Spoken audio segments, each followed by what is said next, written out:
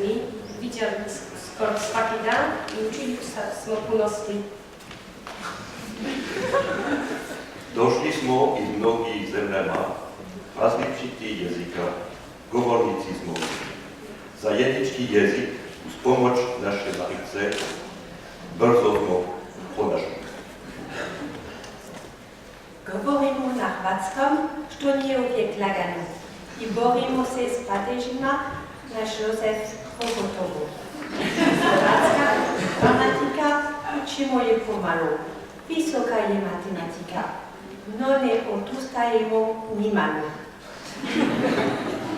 Civilizacija, notacija, malo su nerazumljive, ali mi ćemo to učiti kao i pridjeve pasivne. Nominativ je često tko što radi, lokativ je mjesto u kojoj se zgradi. Genitiv nema rečaka, ne možemo razumjeti. Kako to, kaže Marica, lokativ, to znamo svi. Akusativ trebamo svi. Koga što vidimo, instrumental će završiti s kime, čime idemo. Rečenicu po rečenicu postajemo bolji. Ipak pazimo na padeže jer svi smo zadovoljni.